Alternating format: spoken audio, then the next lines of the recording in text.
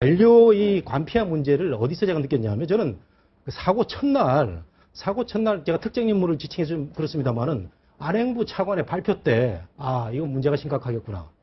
전형적인 관료의 모습이 드러난 거예요. 맞아요. 그 전혀 준비가 안 된 상태에서 들어와 가지고 그 언론인들이 질문을 할 때마다 그 뭐라 그랬죠?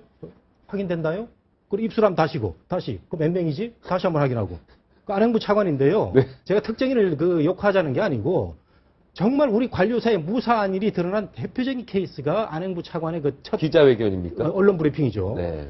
그때 그 유가족들 실종자 그러니까 본인은 아무것도 모르고 있었는데 그럼요. 이거 확인이 됐나요?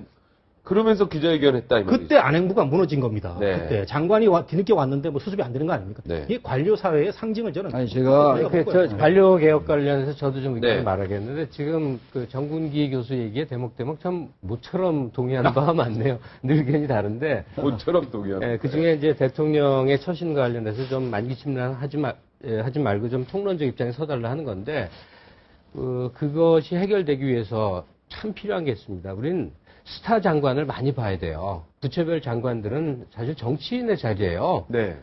그리고 재직을 해봐야 짧게는 1년, 길게 하면 3년이에요. 네. 그럼 그 기간 동안에 그 사람들은 사실 자기 미래를 위해서라도 거의 전력을 다합니다. 네. 물론 그러기 위해서 또 쇼를 한다 하는 비난을 들은 장관은 없진 않아요.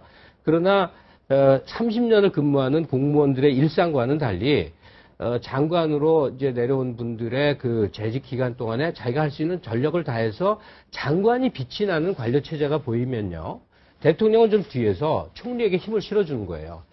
책임 총리를 딱 한 번 봤어요. 그러니까 스타 이해찬 장관을 총리. 만들자는 얘기죠 지금. 즉 스타 장관이라고 표현한 이유는 장관이 자기 부처의 책임 권한을 갖고 잘못됐을 때 엄격하게 응징되는 소위 국가 관료 체제의 정상적 시스템을 만들어야지. 네. 그 위에 상황 같은 대통령의 한 말씀 한 말씀으로 모든 것이 좌지우지되는 식으로 미국 가면 같은 경우는 굉장히 그 장관이 막 그 대통령이 바뀌어도 계속 아니, 이런 대통령을 다 아니, 아니, 쳐다보죠. 굉장히 많은데 김평론가 대한민국 그게 없어요. 김평론가의 네. 말씀에 제가 이의를 약간 달면은 뭐 생각이 다르다는 친구보다도 석 변호사님 잘 하시고 싶은 말씀 있으면 아닙니다. 무조건 하시면 네. 돼요. 여기는 저희 토론이 책임 총리제라는 네. 건요 사실상 대통령제에서는 사실 쉽지 않아요. 네. 이해찬 총리가 책임 총리라고 말씀하셨는데 전 책임 총리가 아니라 실세 총리였어요. 네. 정치적 지분을 갖고 있는 실세 그렇죠. 총리였던 것이지. 노무현 대통령은 대통령제 그렇죠. 대통령제 하에서의 책임 총리가 사실 어렵거든요. 네. 단지 최고 책임자가 나름의 인식을 가지고 그런 그 무대를 만들어 준다면 가능하게 돼요. 왜냐하면 우리나라 헌법에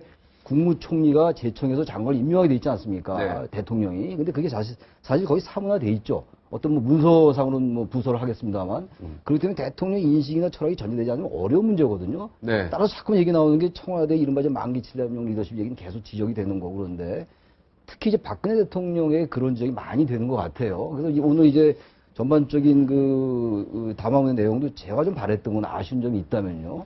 전반적인 어떤 그동안 지적돼 왔고 사회적으로 비판이 제기돼 왔던 부분들이 좀 있어요. 만기 7년용 플러스 그것과 더불어 가지고 뭔가 국정의 기조, 국정 운영의 방식 이런 것들에 대한 언급이 있었으면 보다 총론적인 그런 어떤 그 스타일의 변화 같은 것들을 국민들이 감지할 수 있지 않았을까 이런 좀 아쉬움 남아요. 네.